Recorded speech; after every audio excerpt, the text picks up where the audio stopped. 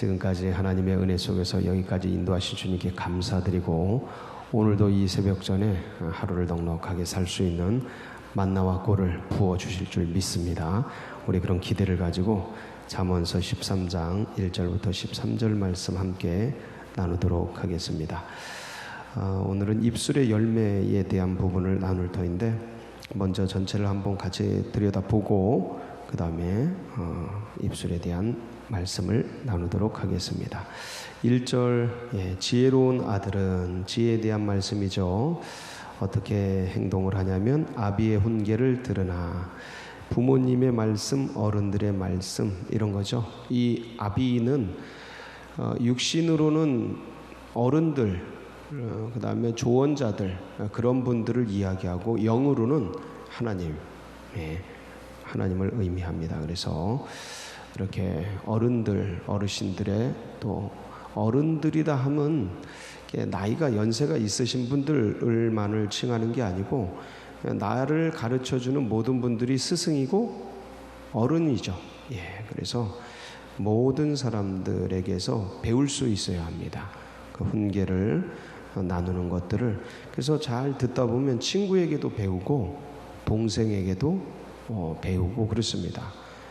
그래서 모든 사람들을 배움의 통로로 둔다는 것은 굉장히 겸비한, 겸손한 마음입니다. 그렇지만 거만한 자는 귀를 닫죠. 꾸지람을 즐겨 듣지 아니하느니라. 이 징계와 훈계와 채찍, 이게 가르치는 방식 중에서 어떤 독특한 또 다른 하나의 형태인데, 어떤 분들에게는 이런 게 굉장히 배울 수 있는 빠른 그런 도구가 됩니다. 사실은 이제 저 같은 경우가 이런 부분에 해당이 되는 사람입니다. 웬간해선 말을 잘 안 듣는데, 정해지면 이제 쭉 가게 되는데, 이렇게 마지막 코너에 몰아놓고 콩콩콩콩콩콩 찌으면 그때서야 이제 듣습니다. 듣는데 그게 잘 안 들리는데, 지금은 많이 변했죠. 전에는 저돌적으로 살 때는 마지막 코너에 몰아놓고 콩콩콩콩 아주 죽으라고 찌어야 그때서야 변하죠. 듣고 그렇게 되는데, 저는 이제 세게 얘기하면 세게 듣고 이제 그랬던 사람입니다. 웬간하면 다 흘려보냅니다. 다 흘려보내고 움직이질 않아요, 잘. 근데 세게 얘기하면, 이 훈계 같이 이렇게 그런 종류들이 있더라고요. 겪어보니까 웬간하면 안 듣는 분들이 계셔요. 그래서 이제 세게 팍 얘기하면 그때 반응하는 분들 계십니다. 그쵸? 그렇습니다. 그런 분들 계십니다. 지금은 저 안 그렇습니다. 잘 듣습니다. 잘 듣습니다. 잘 들으려고 애를 씁니다. 그런데 두 번째 볼까요? 사람은 입의 열매로 인하여 복록을 누리거니와. 입의 열매, 이게 말이거든요. 말을 어떻게 하느냐에 의해서 복을 누리기도 하고, 화를 당하기도 하죠. 그래서 입술의 열매, 오늘 제목이기도 한데 그렇습니다. 이게 말이 참 어떻게, 이게 말이 칼 같아서 잘 쓰면 요리가 되고 맛있는 게 나오고 그러는데, 이게 못 쓰면, 잘못 쓰면 상처를 주고 전쟁을 하게 되고 이렇습니다. 이 말로서 싸우는 것, 말로서 상처 주는 것, 이게 뭐 주먹으로 때리고 뭐 이렇게 하면 술 한잔 먹고 그냥 끝나는데, 이게 말로 들어오는 거는 참 오래 가는 것 같아요. 오래 가는 것 같습니다. 아마 어릴 적에 들었던 말의 상처, 일종의 트라우마죠. 그게 잔재가 남아서 한 같은 거로 새겨져서 그게 기질이 되고, 그게 어떤 성격을 구성하는데 굉장히 영향력을 미친 분들이 계실 겁니다. 그게 그렇게 되더라고요. 그런 얘기를 계속 들으면 그렇게 되더라고요. 이게 뭐 음식 갖고 물 갖고 실험할 게 아니고, 사람 보면 통계적으로 맞아요. 다 맞는 건 아닌데 통계적으로 맞아요. 그런 얘기를 계속 들은 사람들은 그렇게 되더라고요. 망에 뒤져라. 이런 얘기 진짜 많이 이렇게 동네에서 이제 뭐 수없이 썼던 그런 얘기를 어떻게 쓰는지 모르겠어요. 예? 자기 자녀를 가지고 물론 얼마나 괴로우면 그랬겠습니까? 지금 생각해보면 얼마나 우라통이 터지셨으면 그러셨을까? 나가 뒤져라 뭐 이런 얘기를 그냥 서슴없이 막. 그런데 이제 그 말대로 된 애들이 많아요. 저희 동네 애들이 나가서 진짜 죽은 애도 있고, 사고로 죽은 애도 있고, 싸우다가 죽은 애도 있고, 그런 거 보면 이 말이 참 무섭다. 이 말에 의해서 복록을 누리기도 하고 화를 입기도 하는데, 말을 잘해야겠죠. 그 다음에 3절. 입을 지키는 자, 또 이제 말에 대한 얘기죠. 자기의 뭘 보존해요? 생명.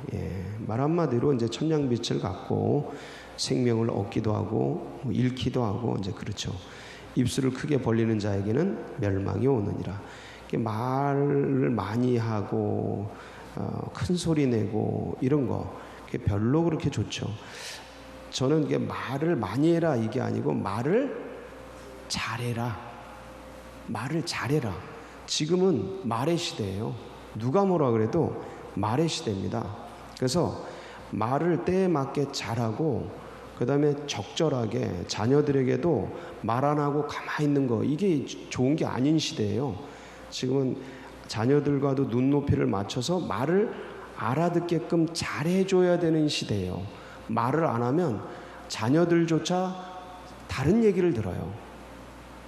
그래서 부모가 적절한 말을 적당한 때에 지혜롭게 눈높이에 맞춰서 잘해줘야 돼요. 이게 쉽냐고요. 그러니까 이게 지혜로운 말이 필요하다는 시대예요. 이 시대가 쉽잖아요. 그래서 배워야 돼요. 말하는 것도 배워야 됩니다. 저는 애들을 통해 정말 많이 배웠어요. 우리 애들을 통해. 애들하고 저도 한 말 하는 사람인데 지금은 말을 잘 못합니다. 옛날에는 진짜 말 잘했어요. 근데 말 싸움을 하면 지질 않는데 제가 이게 약간 이렇게 논리가 엉성한 것 같아도 제가 이제 논리적으로 조직 신학을 했기 때문에 논리적으로 얘기하고 사고하고 이거 하는데 조금 이렇게 조금 하는데 애들하고 말을 하는데 말이 안 통하는 거예요. 여러분 그 경험 해보셨어요? 애들하고 말을 하는데 말이 안 통하는 거예요. 나는 말을 다다다다다다 하는데 말이 안 통한다는 게 뭐냐? 말을 안 듣는 거예요, 애들이. 대화가 안 되는 거예요. 저는 진짜 큰 충격 받았습니다. 저는 진짜 큰 충격을 받았어요. 아니 어떻게 내가 말이 안 통하지? 얘네들이 귀를 닫고 있는 거예요. 표정 보면 알잖아요. 표정. 말을 안 듣는 거예요. 이거 큰일 났다. 이거 뭐지? 애들도 내 말을 안 듣고 가족도 내 말을 안 들으면 누가 내 말을 들을까? 라는 쇼크를 받았어요. 뭐가 잘못됐지? 그리고서 이제 그 다음부터 저를 관찰하기 시작했는데 제가 말을 가르치는 말을 하는 거야. 가르치는 말. 훈계하는 말. 여기는 좋은 표현인데 훈계가 좋은 표현인데 이게 한마디로 말하면 이 꼰대 그러니까 나는 다 알고 니네는 모르니까 배워 라는 그 의식 있죠. 애들은 그 의식이 있으면 귀를 닫아요. 분명히 맞는데 내가 오래 살았고 경험도 많이 했고 배우기도 많이 배웠고 얘들보다 먼저 낳고 다양하게 접하고 그래서 이런 것들을 이제 알려주는데 그 알려주고 전달해주고 가르쳐주고 나누고자 하는 그 자세 자체가 기분 나쁜 거야. 우리 전에는 어르신들이 얘기하면 무조건 들었잖아요. 그게 없어요 지금은. 애들 그 태도에 그 자세 자체가 없어졌어요. 그러니까 권위자에 대한 인정 자체가 거의 없는 시대예요. 지금은 어떤 시대냐면 똑같은 수평 구조에서 얘기하는 시대예요. 이게 무조건 옳은 건 아닌데 이 세대가 그렇다는 거예요. 그래서 그런 것들에 대한 이해를 가지고 나누지 않으면 애들이 안 듣더라고요. 가만히 있기는 하는데 하나도 안 들어요. 그러고 나서 저 곰곰이 생각해 보니까 아내하고 대화하는데 지난 20년간 대화를 했는데 같은 얘기를 지금까지 하는 게 있어요. 20년간 같은 얘기를 하는 게 있어. 안 듣는 거죠. 그게 뭔가 그때부터 이제 뭔가를 좀 내 안에 잘못된 것들이 있구나. 그러면서 이제 고쳐가기 시작을 했는데 이게 참 쉽지가 않아요. 그런 거를 발견하는 것도 쉽지가 않고 그게 뭔지도 모르고 그런 얘기를 하면 이게 그럴 필요가 있냐까지 얘기할 수 있는 그런 영역인데 근데 어쨌든 기성세대는 그런 어떤 자세 있죠. 그 자세가 눈높이로 낮춰져야 돼. 눈높이로. 아이들의 눈높이로. 그리고 언어들도 무조건 그럴 필요는 없지만 자꾸 배워야 돼요. 왜냐하면 사역자니까 청년들하고 같이 있으려면 청년들의 언어를 배워야 되고 그들의 태도와 그들의 삶과 그들의 의식과 이거를 익혀야 되고 이제 그럴 필요가 있어요. 근데 사역자기 때문에 그러느냐? 자녀들과 손주들이 그런 나이란 말이에요. 그러니까 또 그런 것들을 배워야 되고 그럼 무조건 어른만 배워야 되냐? 아니죠. 다음 세대들은 자녀들은 권위가 뭔지, 권위가 얼마나 소중하고 귀한 건지, 저분들이 인생을 평생 살아온 그 삶이 얼마나 고귀한 건지, 얘네들은 그런 거에 대한 자세와 권위에 대한 존중, 이게 싸그리 없어요. 이건 또 옳은 태도가 아닙니다.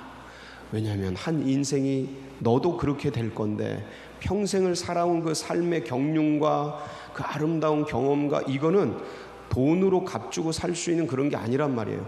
그래서 온 생을 통해 자기 삶 전체를 던지고 배워진 그런 이야기들을 한마디 할 때 그런 얘기를 귀히 들을 수 있는 그런 존중에 대한 마음 자세를 가질 줄 알아야 되는 거죠. 근데 이런 것들은 안 가르쳐요. 거의 권위에 대한 도전은 가르치는데 그래서 이게 되게 언밸런스해서 이제 서로 간에 이제 배우고 익혀야 하는 것이죠. 어쨌든 우리는 눈높이에 맞춰서 이제 대화를 할 때 그런 것들이 이제 전달이 된다. 그래서 4절은 게으른 자. 제가 이제 을사오적처럼 지혜 오적에 대해서 얘기할 때 음란, 게으름, 교만 이 세 가지 얘기했고 그 다음에 인정욕구, 권력욕 이런 부분 5가지에 대해서 얘기했는데 이게 항상 나오는 거죠. 게으름. 이 게으름은 어떤 태도나 그런 게 아니고 자기가 하나님 앞에서 생산할 수 있는 시간 단위당 생산량이 내 평균에 내가 할 수 있는 그 단위당 생산성에 못 미치는 그런 삶의 모습, 그게 이제 게으름이라고 그랬습니다. 다 각자 달라요. 애들도 다르고 어른도 다르고 어른들 사이에서도 다르고 근데 그런 게 있어요. 굉장히 주의해야 되죠. 이거는 의식이 깨 있어야 돼요. 계속. 그래서 내가 지금 시간을 잘 쓰고 있나, 내가 이 공간과 시간과 물질과 어떤 관계 속에서 생각 속에 생각도 데이터거든요. 이 데이터도 잘 쓰고 있나. 그래서 이런 것들을 하나님 앞에서 늘 이렇게 유교적으로는 신독이라고 그러죠. 혼자 있을 때, 홀로 있을 때 신실한 거, 신독. 이게 이제 유교적 제가 이제 그 윤리 시간에 배웠던 단어가 그 생각나는데 유교에서도 이런 게 있어요. 홀로 있을 때 신실한 거. 근데 하나님 앞에서 신앙적으로는 코람데오. 어디 있든 요셉처럼 하나님이 보시는데 하나님 앞에 내가 있는데 이 신전의식이라고 하죠. 그래서 그 마음을 가지고 생활할 때 이제 부지런한 성실한 마음들이 일어나죠. 5절 의인은 거짓말을 미워하나. 이 거짓말 참 이게 중요한 겁니다. 근데 말에 대해서예요. 진실한 말. 그 다음에 공의 6절 공의 7절 스스로 부한 채 하여도 아무것도 없는 자. 이 어떤 그런 거죠. 부한 채 하는 것, 가난한 채 하는 것. 그게 뭐가 더 좋냐? 재물의 8절 사람의 재물이 자기 생명의 속전일 수 있으나 가난한 자는 협박을 받.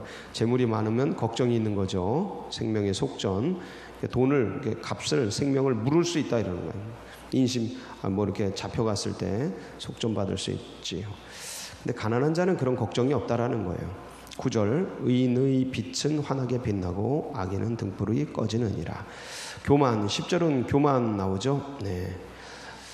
음란 게으른 교만 항상 이렇게 패키지로 따라다니는데 11절 재물은 줄어가고 손으로 모은 것은 정직하게 재물을 모아야 하는 것에 대해서 노력 속에서 그 말씀이고 12절 소망이 더디 이루어지면 마음이 상하거니와. 그렇습니다. 기도하고 바라는 것들이 늦어지면 마음이 힘들어지죠. 13절 말씀을 멸시하는 자는 자기에게 패망을 이루고 계명을 두려워하는 자는 상을 받느니라. 이렇게 해서 말씀에 대한 부분 13절 1절 훈계 꾸지람 2절 입의 열매 사람의 입의 열매 3절 입을 지키는 자는 자기 생명 해서 우리의 입으로 하나님의 은혜를 찬양하고 그렇게 높여드리는 그런 일들이 이제 계속 일어나는 하루 되시기를 바랍니다.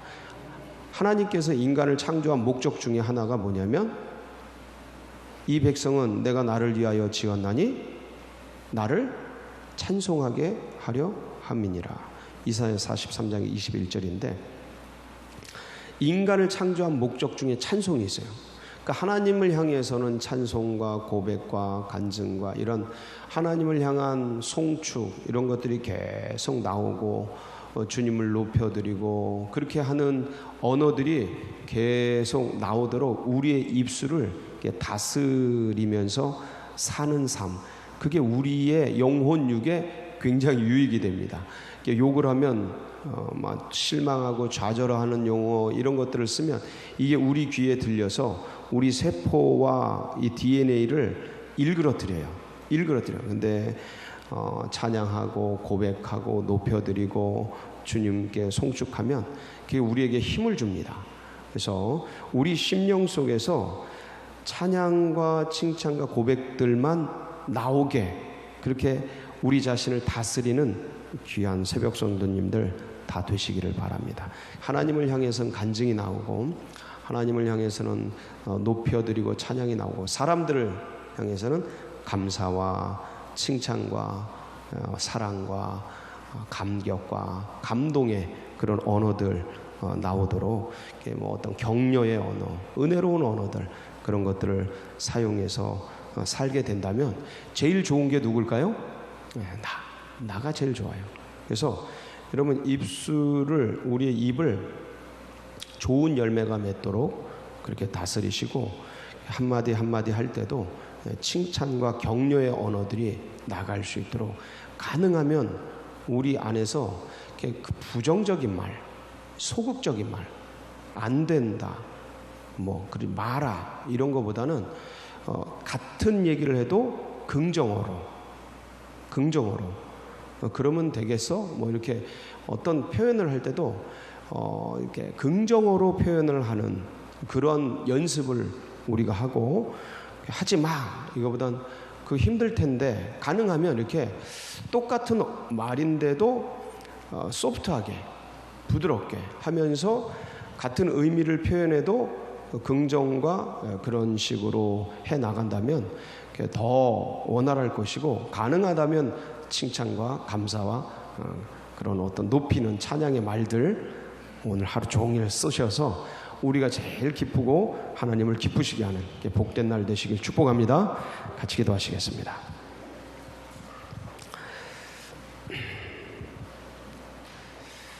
그래서 이런 입술을 다스리는 신앙과 믿음이 다음 세대들에게 흘러가고 요새는 참 이게 속에 있는 게 그냥 막 나오는 시대예요. 그래서 그 잘 다스릴 수 있도록 다음 세대들과 또 새가족들의 가슴속에 이러한 신앙이 새겨지고, 그리고 이 나라 민족 우리 교회 나아가는 앞길 위해서 여러분 또 각자의 기도 제목 붙들고 우리 주여 한번 부르짖고 기도하며 나갑니다. 부르짖습니다.